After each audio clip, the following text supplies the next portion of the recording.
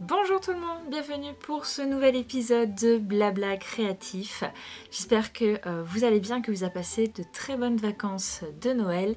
Et donc j'en profite bien évidemment, vu que c'est la première vidéo de l'année, pour vous souhaiter une très joyeuse nouvelle année 2020. Ouais, on a changé de décennie.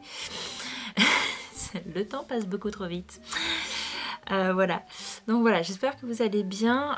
Aujourd'hui, on va séparer l'épisode en deux avec une première partie où je vais parler des patrons, de la boutique Etsy, etc. Donc cette partie-ci. Et une deuxième partie où je vais parler voilà, de mes projets vraiment perso, voilà, que je fais rien que pour moi. Donc pour cette première partie, on va commencer par ce qui est arrivé un peu le plus tôt cette année. C'est-à-dire que le 6 janvier dernier est donc sorti le nouveau patron de la dinette de Lalu, qui est donc sur le thème des gâteaux. Alors j'avais tout bien prévu, parce que c'est vrai que quand je réfléchissais à comment organiser mes thèmes de dinette, quand je me demandais qu'est-ce que j'allais bien pouvoir faire pour janvier, ça m'est apparu très évident et très rapidement que j'allais travailler sur les gâteaux, puisque en janvier c'est mon anniversaire, donc gâteau d'anniversaire, tout ça. Voilà. Et je voulais pas le publier le 1 parce que le 1 c'est la bonne année, on a autre chose à penser. D'autant plus que c'était aussi le démarrage des inscriptions pour le swap des geeks créatifs. Donc j'ai préféré retarder ça justement à la date de mon anniversaire, le 6 janvier, vu que c'est en tout début de mois. C'était plutôt pas mal. Le tout accompagné d'un petit cadeau puisque il y avait un code de promotion du 6 au 10 janvier de moins 15% sur tous mes patrons, et je pense que ça a pas mal aidé au fait que c'est le premier patron qui a un aussi bon démarrage. Voilà, et c'est vrai qu'en plus je vois tout doucement des gens qui commencent à les crocheter, donc a priori c'est vraiment un patron qui a plu. Donc, mais savez-vous que même si j'avais genre tout bien calculé pour que ça sorte le 6, etc., ça a failli ne pas arriver. Et là, il me faut revêtir un petit insigne que je me suis concocté parce que quand même je trouvais que c'était tellement adéquat. Voilà. Je me suis dit que ce serait bien de me faire une petite récompense de quiche de l'année. Voilà, mais ça, je pense que je peux la mettre tous les ans sans aucun souci. Quelques jours avant de partir en vacances, je me suis dit, ce serait bien, Lorraine, que tu prennes en photo tes notes sur les gâteaux. Sait-on jamais que tu oublierais de les prendre, voilà. Parce que j'ai pas pu commencer à mettre en page tout ça, même pas à réécrire au propre avant de partir en vacances. Donc je devais faire tout ça sur la fin du mois de décembre. Et je pense que vous le voyez venir gros comme une maison. J'ai pas pris de photos. Et je crois que le pire, c'était vraiment le jour où j'ai préparé toutes mes affaires. Je suis passée devant mon carnet de notes. J'aurais dû l'ouvrir, ça m'aurait peut-être un peu tilté. Et je me suis dit, j'ai pas besoin de le prendre. Genre la meuf, elle avait déjà oublié, qu'elle avait un patron à écrire pendant les vacances, mais tout va bien. Et je m'en suis pas rendu compte tout de suite, je m'en suis rendu compte quelques jours après, on était en train de prendre le goûter avec toute la famille, et là, j'ai un éclair de génie. Je suis non. Alors je commence à prendre une feuille, à noter ce que j'avais en tête. Alors oui, la construction de la part de gâteau, oui, c'est sûr, après l'avoir recommencé 6 fois, je la connaissais par cœur, mais le reste, non. Et là, j'étais en mode, mais dépité, mais tout s'effondrait. Et c'est pour ça que je tiens à ce que vous remerciez, vous aussi, mon cousin. J'ai un cousin en or qui était, proche de chez moi du coup pendant les fêtes de Noël. Et je lui ai demandé, est-ce que tu peux pas aller me prendre en photo mes notes pour que je puisse écrire le patron. Donc il y a été. Et c'est grâce à lui que tout a pu se faire à temps, parce que moi je revenais pas avant le 7, donc je m'y serais attardée le 8. Et le temps de faire tout ça, peut-être à la mi-janvier, il aurait pu sortir, mais je pense que ça m'aurait tellement dépité que j'aurais traîné en plus. donc voilà, mais heureusement grâce à lui. Tout est rentré dans l'ordre, mais voilà, hein, quiche de l'année. Et puis c'était pas la seule bourde que j'ai fait avant de partir en vacances, donc je vous jure que voilà, je mérite cet insigne. Alors du coup, on le voit pas très très bien. J'en reparlerai un peu plus peut-être dans la... Enfin, j'en reparlerai aussi dans la deuxième partie. Mais voilà. En gros, il y a des petits morceaux de lard brodés dessus. Enfin, de toute façon, c'est un peu compliqué de dessiner une quiche comme ça, vue de dessus. Voilà, avec du coup une petite pince, enfin, une petite épingle. Voilà, cousue à l'arrière. Donc voilà. Bah ouais, parce que en plus, cette fois-ci, il y avait un peu plus de boulot que d'habitude parce que pour la première fois, le patron est sorti en langue française et anglaise. Ça prend un peu de temps de traduire. Donc voilà, ça c'est quelque chose que j'aimerais vraiment beaucoup. C'est traduire tous mes patrons. Donc je vais essayer de le faire un petit peu au fur et à mesure. Et par contre, tous les nouveaux qui sortiront seront automatiquement traduits, on va dire, au moins en anglais. Alors je fais ça toute seule, évidemment, et je suis pas très fortiche en anglais. Mais ma foi, j'avais envoyé une version traduite de la maison à pain d'épices à une copine qui est un peu plus calée que moi, qui m'a pas découvert trop de fautes, donc enfin j'étais vraiment contente. Donc je pense que ça reste quand même très correct comme traduction. Mais ouais, c'est un sacré boulot. Et d'ailleurs, la traduction de la maison à pain d'épices est aussi disponible.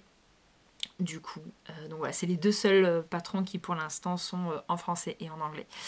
Mais voilà. Donc voilà, plein de nouvelles choses avec ce patron. Donc je vous l'avais un petit peu présenté la dernière fois, mais voilà, je vous avais pas bien détaillé. Donc voici mon très joli gâteau. Mon gâteau d'anniversaire du coup. Je sais pas comment vous dire. En fait, vraiment au départ, quand je réfléchissais à ce patron, j'étais partie sur 4 gâteaux individuels, un peu comme les gâteaux individuels qu'on trouve en pâtisserie, vous voyez. Et puis, je sais pas, un jour, ça m'a fait tilt et je me suis dit, mais non, c'est super ennuyeux. Enfin, je veux dire, je me mets à la place d'un enfant qui jouerait avec. C'est pas drôle. Ce serait bien mieux un gâteau avec des parts dans le genre, ok, une part pour machin, une part pour machin. Enfin, quand même, au niveau du jeu, ce serait beaucoup plus ludique. Et du coup, quand j'ai eu cette révélation, j'ai fait « Ah, mais il faut que je fasse ça !» Et il n'était pas question que ce soit un gâteau où les... j'ai un rideau un petit peu... Enfin, un volet un peu défaillant. Il s'est mis à descendre tout seul.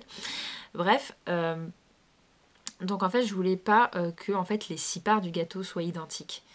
Alors, ça doit être super beau, hein, un gâteau tout homogène comme ça, et peut-être que si un jour j'ai la foi, j'ai la place, voilà, je le ferai, mais en fait je voulais vraiment qu'il y ait du choix dans les gâteaux, et donc je suis partie sur 6 parts de gâteaux différentes, et autant les 4 premiers, ça a été très simple hein, pour moi, la forêt noire.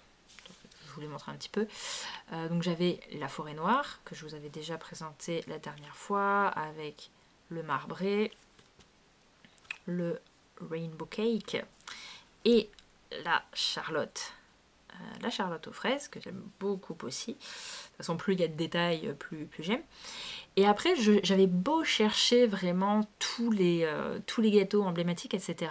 J'étais toujours embêtée parce que ça ressemblait soit un des gâteaux que j'avais déjà fait, mais avec des couleurs différentes, ou alors ils avaient rien d'exceptionnel.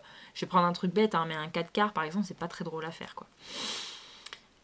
Donc du coup, ça a été assez compliqué dans ma tête pour choisir, mais donc j'ai choisi de faire un brownie pour un peu représenter tous les gâteaux au chocolat qui puissent exister, mais bon, lui, du coup, il avait l'avantage d'avoir une petite noix en décoration. Donc c'était assez cool, et je voulais absolument un gâteau aux agrumes, et donc j'ai fait un gâteau façon tarte citron meringuée. Là j'ai un peu fait un mixte entre la tarte citron meringuée et les gâteaux façon tarte citron meringue. Voilà, avec voilà, ces petits zestes de citron, ces meringues. Et voilà, ça fait un joli gâteau à 6 parts. Et bien évidemment, j'allais avoir un gros trou au milieu parce que c'est très rembourré quand même comme part de gâteau. Donc le cercle de base est élargi. Donc ça fait un trou au milieu. Donc c'était idéal pour voilà, faire une petite bougie avec, vous voyez, la cire qui est un petit peu fondue. Qui est surtout là pour permettre à la bougie de tenir debout toute seule. Et voilà. Et ça rentre parfaitement dans ce petit panier en osier. C'était pas du tout prévu comme ça à la base, mais la coïncidence était folle. Voilà.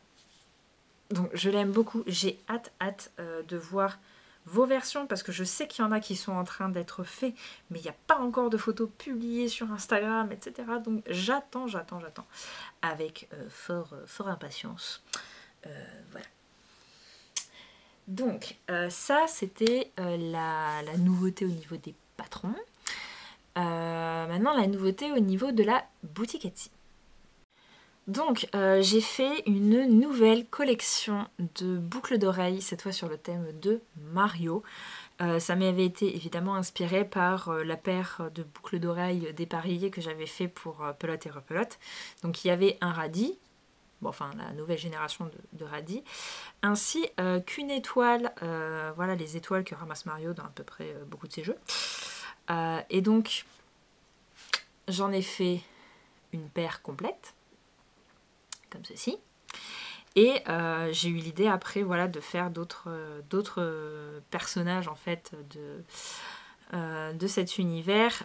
Et c'était pas facile de choisir des choses qui soient facilement, enfin qui soient sympas et facilement, on va dire, adaptables en crochet petit format. Donc j'ai fait des petits bouts, donc qui sont les fantômes, voilà, dans l'univers Mario. Voilà, quand il tire la langue, parce que c'est quand même vachement mieux. Et mes préférés, voilà, personnellement, les têtes des plantes piranha qui sortent des tuyaux. Voilà. Donc, ces boucles d'oreilles sont donc à retrouver sur ma boutique Etsy. Moi, je me suis beaucoup amusée à les faire. Et en fait, c'est... Eh ben, fais attention! Oui, il y a Rémus à côté de moi qui nous tient compagnie, qui est en train de manger sa croquette et qui mange un peu trop vite. Et c'est comme ça qu'il voilà, te surprend à s'égorger à moitié là. S'égorger, bien sûr. S'étrangler, tout va bien. J'ai un peu trop regardé X-Files ces derniers jours. Bref, tout ça pour dire que... en fait, ce que j'aime beaucoup avec ces bouts d'oreilles, et je pensais pas me prendre autant au jeu avec...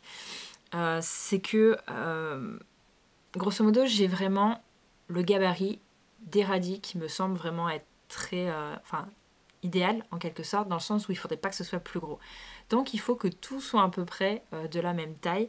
Donc chercher des personnages qui puissent s'adapter, qui soient suffisamment détaillés pour qu'on les reconnaisse bien, etc. Enfin bref, c'est tout un challenge de faire des boucles d'oreilles au crochet, je trouve. Et du coup, finalement, je m'amuse quand même vachement. Donc voilà, donc est-ce que j'aurais pas un petit truc pour vous les présenter? Ça va être... Ah là là, l'organisation de folie, mais en plus ça va même pas rentrer. Bon, je vais en mettre un de chaque, hein, parce que sinon on n'a pas fini. Je cherche un présentoir de fortune, tout va bien. C'est ce qui s'appelle être organisé. Mais voilà. Ouais, un stylo, c'est parfait. Donc voilà, ce sont les 3 nouveaux modèles de boucles d'oreilles. Je trouve que c'est très fun et de toute façon c'est ce que je cherche avec ces boucles d'oreilles. C'est pas forcément faire quelque chose de tendance, d'un peu abstrait, etc. En mode vraiment bijou fantasy. Là c'est du bijou fantasy, mais du bijou fantasy geek. Voilà, c'est quand même vachement plus sympa. Donc voilà, pour l'instant j'ai pas prévu beaucoup de choses, de nouvelles choses sur la boutique. Je suis en train de voir là ce que je pourrais faire qui pourrait aller dessus, mais j'ai aussi un petit stock à faire parce que je pense que je vous l'avais déjà dit la dernière fois, il y a un événement auquel je vais peut-être participer dans quelques mois, donc il faudrait que je fasse un petit peu de stock. Et de toute façon, même si je peux pas y participer, parce que j'ai quand même des gros doutes, le stock servira pour la boutique. Donc là, a priori, je vais faire quelques nifleurs. Je vais au moins en faire 2 là. Il faut que je refasse aussi des radis parce qu'elles sont toutes parties. Donc il faudrait que j'en fasse pour cet événement, de nouvelles pour la boutique. Parce qu'elles ont quand même voilà, l'air de vachement vous plaire. En début de semaine, là, il y a une paire qui est partie notamment pour l'Allemagne. Donc voilà. Et après, je sais pas trop. Je sais pas trop, d'autant plus que je pense qu'il faudrait que je refasse une commande de coton, etc. Donc je vais peut-être un petit peu attendre de voir, d'écouler déjà un petit peu ce que j'ai. Et puis après, voilà, on verra. Donc bah voilà, ça c'était pour les petites nouveautés. Maintenant, les choses à venir. Donc, je suis en train de travailler sur le nouveau patron de Dinette qui sortira donc en février. Et spoiler alert, ça sortira pas le 1er février. Là, faut pas trop m'en demander. Pour plusieurs choses. D'une part parce que j'ai fait qu'un item pour l'instant. Donc je serais très très à la bourre si c'était pour le 1er février. Et d'autre part, j'ai envie de vachement plus prendre mon temps.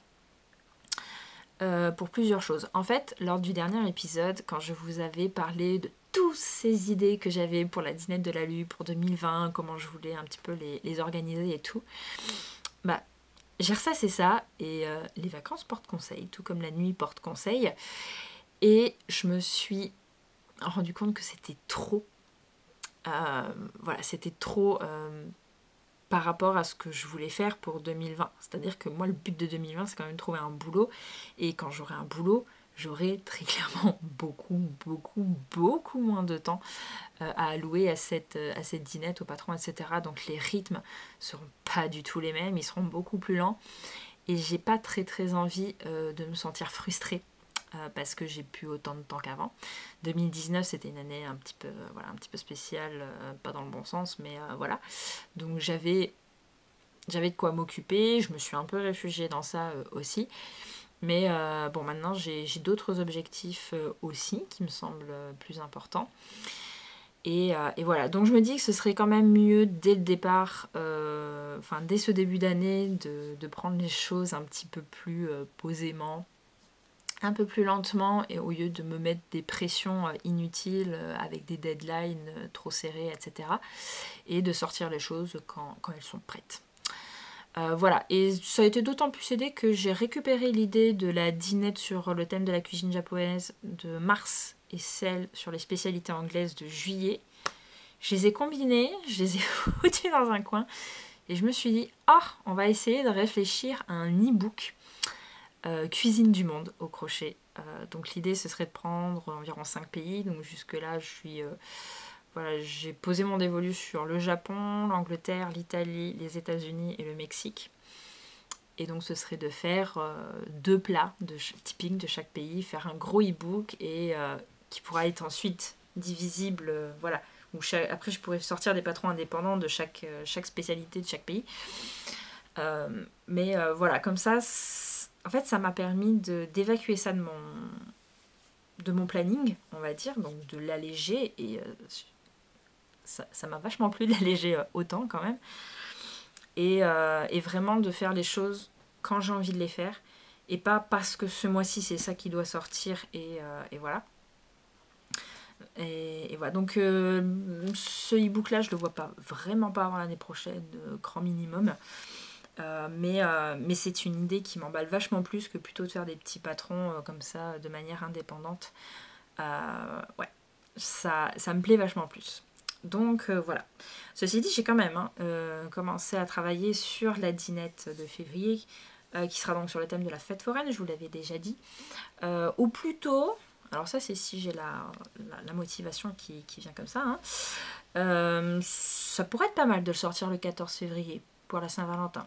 Parce que j'ai l'image très américaine du jeune couple adolescent qui donnent leur premier encart lors d'une fête foraine.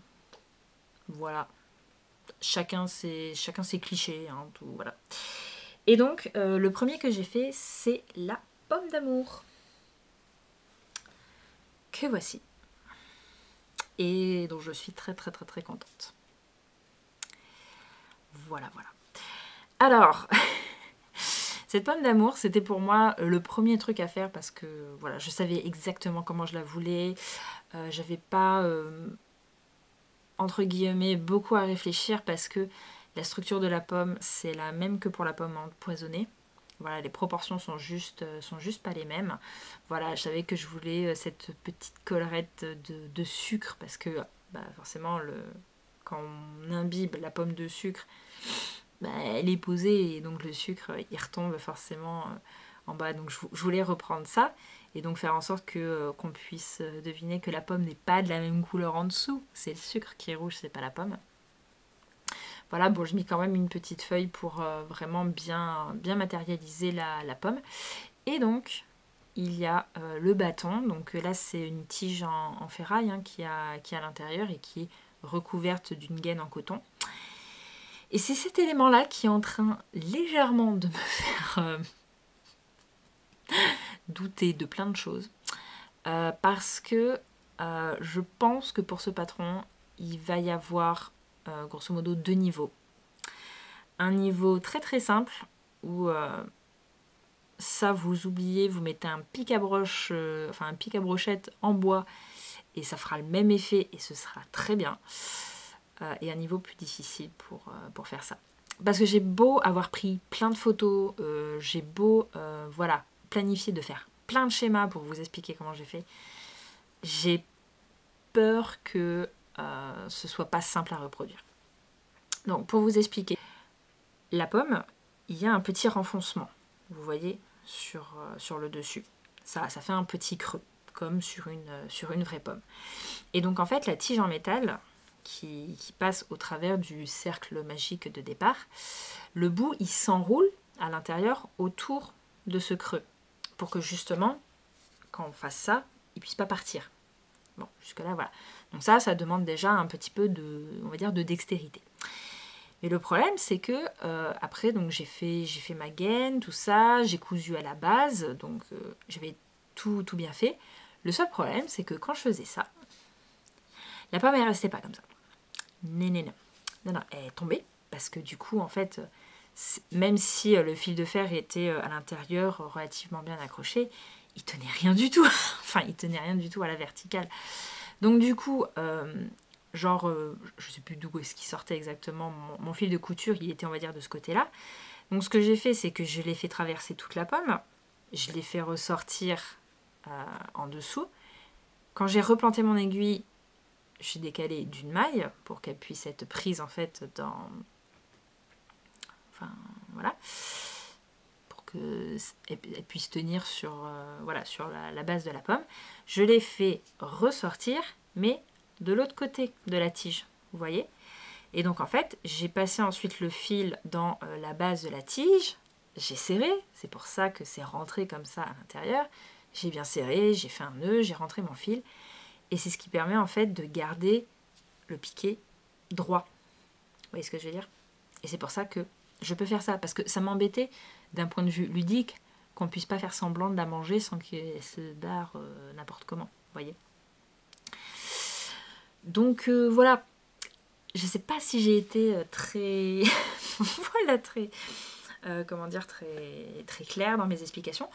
Mais voilà. Et donc ça, il va falloir que j'essaye de le retranscrire à l'écrit avec plein de schémas, etc. Et alors, voilà, j'imagine déjà l'étape traduction pour que ce soit aussi compréhensible en anglais. Bref. Et le problème, si vous voulez, c'est que bah, la sucette et la barbe à papa, ils sont censés avoir à peu près le même système. Sauf qu'il y a fort à parier que je vais devoir adapter parce que je ne vais pas pouvoir en fait me tenir... parce que là, je veux dire, le dessous de la pomme, on ne le voit pas, vous voyez. Mais le bâton, il est dans ce sens-là. Mais je veux dire, une barbe à papa ou une sucette, c'est à l'inverse, vous voyez. Alors autant la sucette en spirale, je me dis, il peut passer dans le tube, on va dire. Mais enfin voilà, je suis pas rassurée. Je suis pas rassurée. Donc je pense que déjà c'était pas gagné pour que ça se fasse vite. Alors là, je pense que ça va se faire encore moins vite. Donc je pense que même 14 février comme date de sortie, c'est optimiste. J'en viens même à me demander si je vais pas intervertir, le sortir plus tard, éventuellement sortir quelque chose avant. Je sais pas. Là, il va falloir que je trouve... Parce qu'au final, fête foraine, ça fait aussi très été. Donc ça peut arriver plus tard. Il n'y a pas de souci. Donc voilà, je verrai. Mais en tout cas, je suis très très contente de ma pomme d'amour parce qu'elle est vraiment comme je le souhaitais. J'avais déjà fait un petit test vraiment mini il y a l'année dernière. Ça, c'était pour un autre projet encore. Mais ouais, non, voilà, je suis très contente. Donc voilà.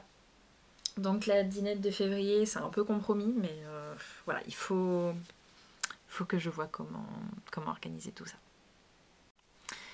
Et donc, j'ai commencé aussi à préparer un autre projet crochet.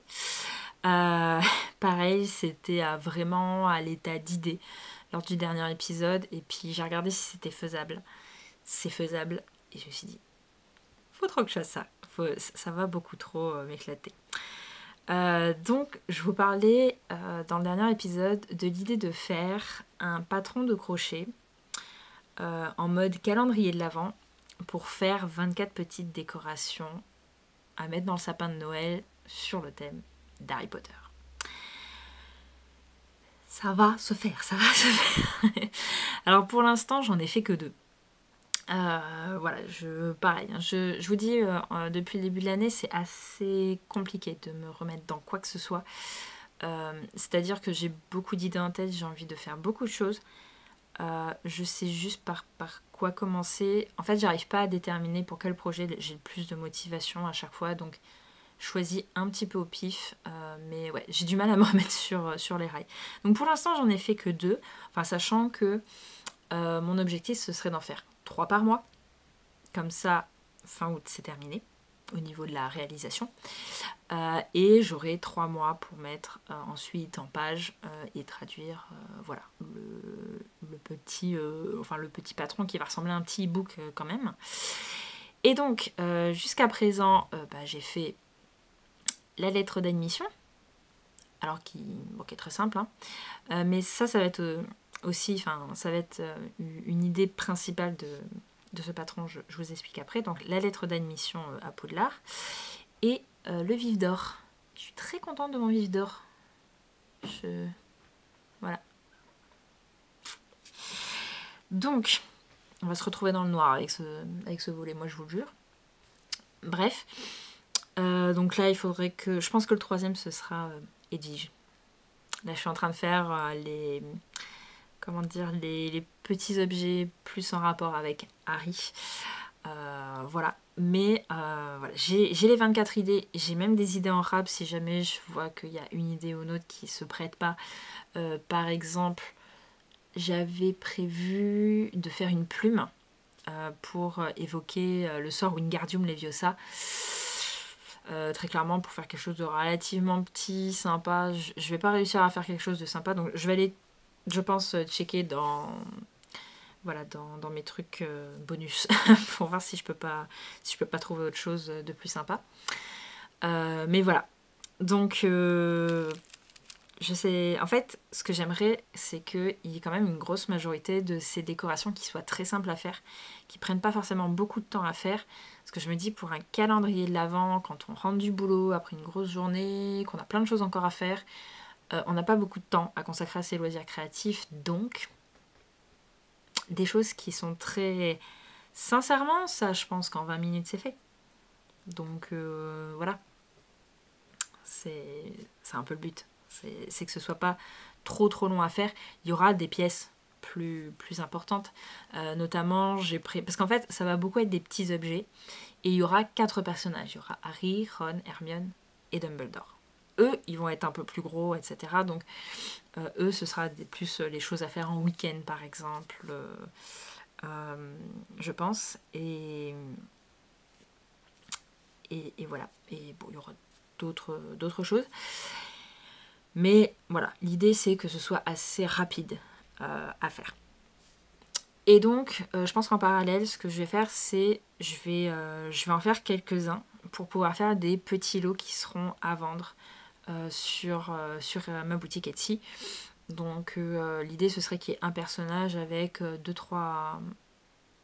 Non, c'est 3-4 objets, je me suis dit oui. Entre 3 et 4 objets, ça dépendra. 3-4 objets qui le représentent. Donc là, par exemple, Harry à la lettre d'admission.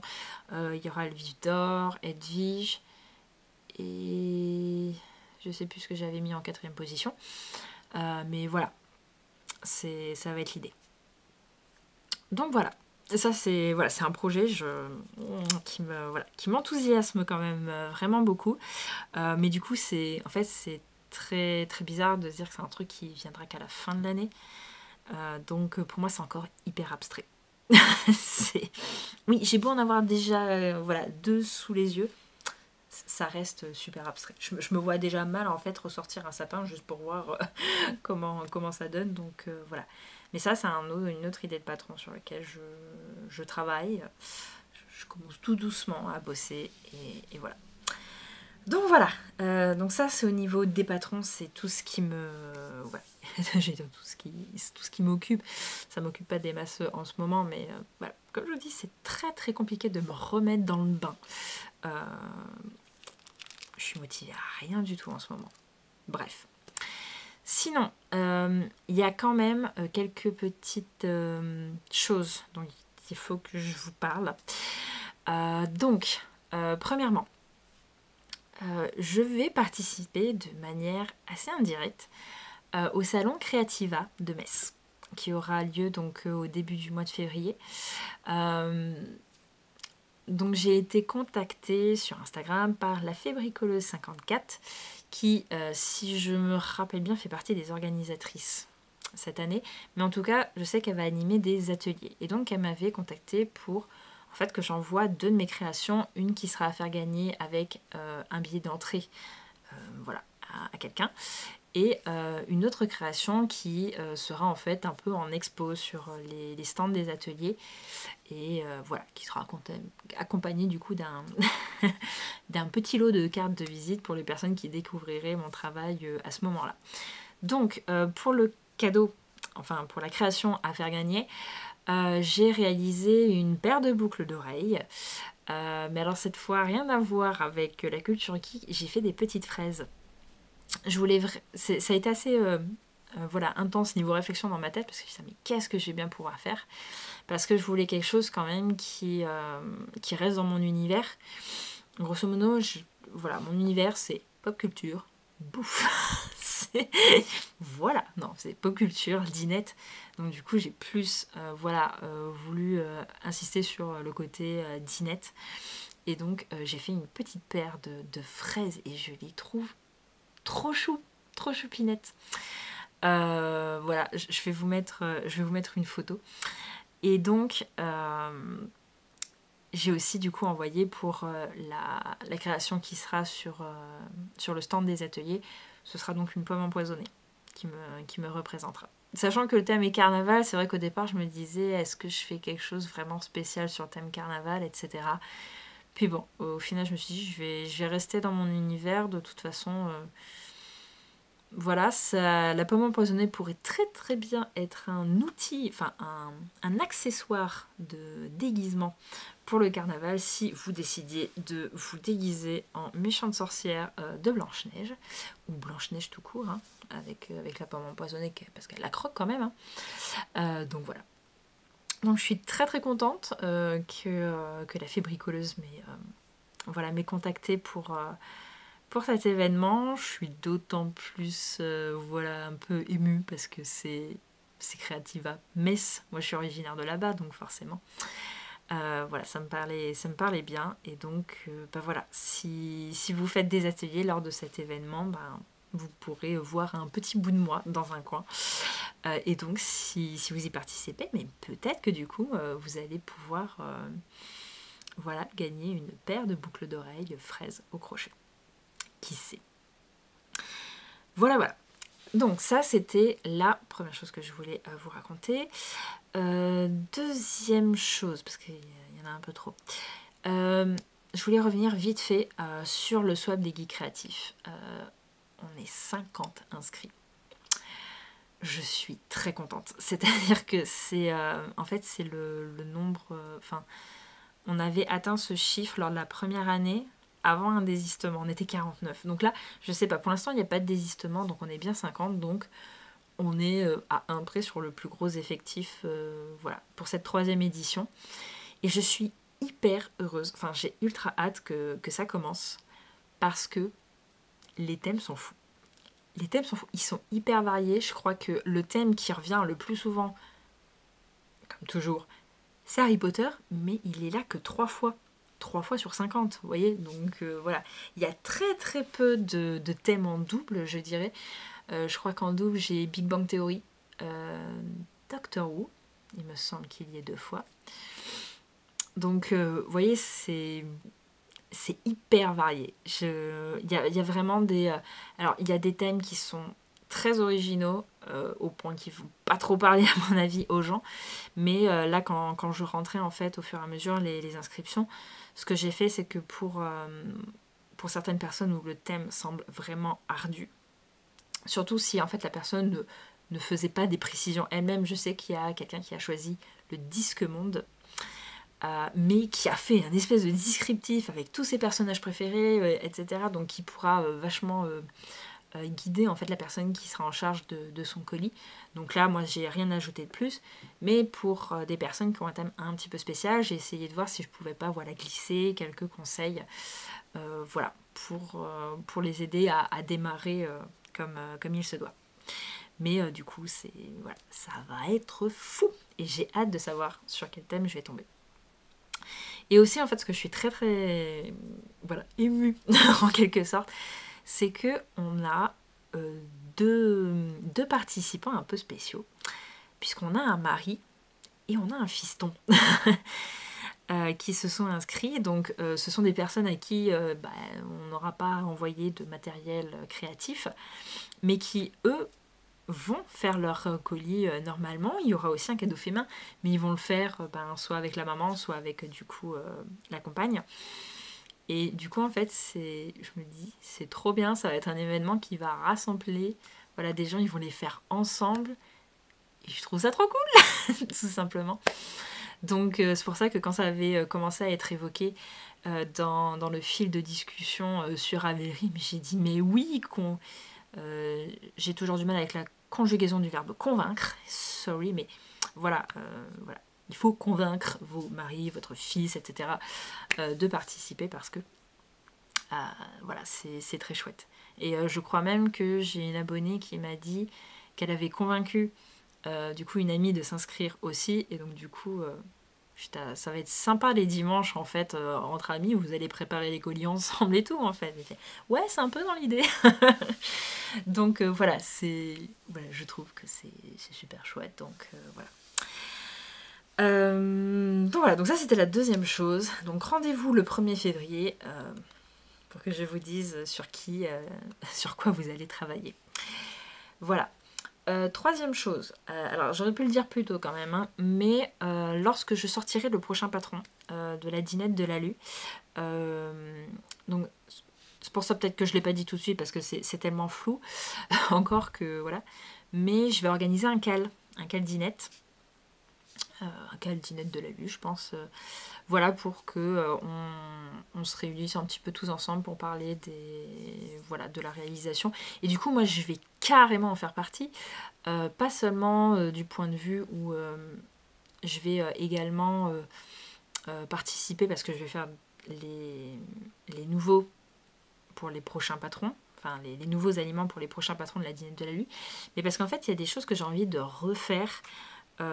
L'exemple type, c'est que j'aimerais faire plus d'huîtres. C'est-à-dire que j'ai 2 huîtres pour l'instant, donc du patron coquillage et crustacés qui est sorti en août dernier. Mais en fait, j'aimerais bien en avoir 6. Donc j'avais racheté la laine que j'avais pris pour faire les coquilles exprès pour pouvoir en refaire. Et je pense qu'il y a quelques petits trucs comme ça que j'aimerais bien refaire pour qu'il y ait plus d'exemplaires de chaque. Voilà, alors pour l'instant pas des masses non plus. Par exemple, j'aimerais beaucoup faire, j'ai toujours voulu faire un Babybel mais avec une coque jaune. J'ai jamais pris le temps de le faire. Bah, ça pourrait être super l'occasion quoi.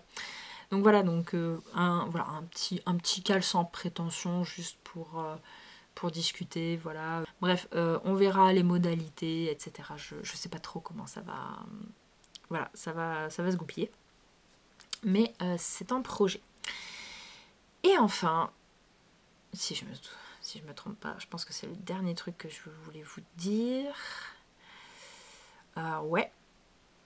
Je suis en train de réfléchir. Alors, ça n'a rien à voir avec... voilà, je voulais quand même vous en parler. Ça n'a rien à voir avec le crochet ou quoi que ce soit. Mais je vais réorganiser d'ici peu, j'espère, un nouveau jeu de pistes sur Instagram. J'en avais fait un en juin dernier. Quand j'ai regardé quand c'était... J'étais persuadée genre c'était en septembre ou quelque chose. Non, juin, ça fait déjà plus de 6 mois quoi.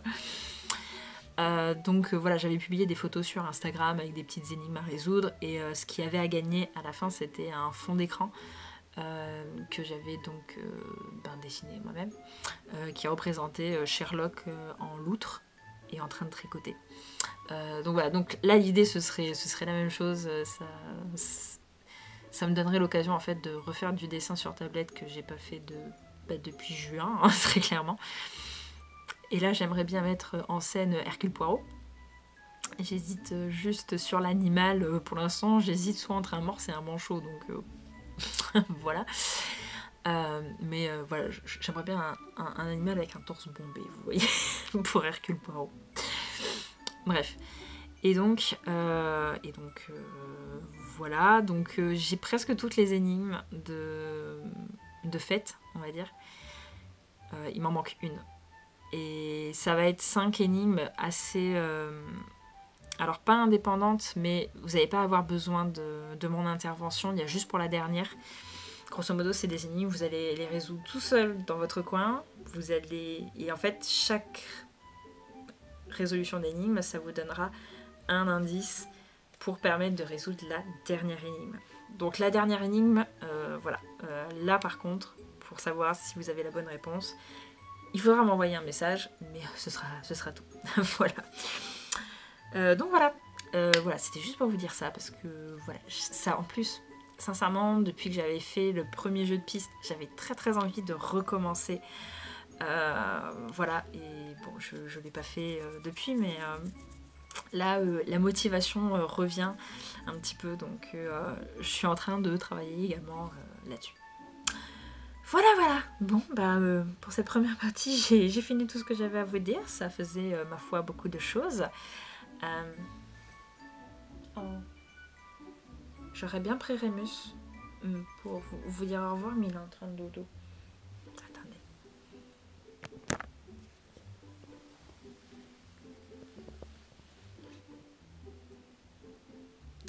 Voilà. Donc, on vous dit à la prochaine. Voilà, sur ce, voilà, je vous fais des gros bisous. Je vous retrouve en deuxième partie si cela vous intéresse. Et sinon, voilà, on se verra la prochaine fois. En attendant, je vous souhaite de passer de très belles heures créatives. Et je vous fais des gros bisous. Ciao.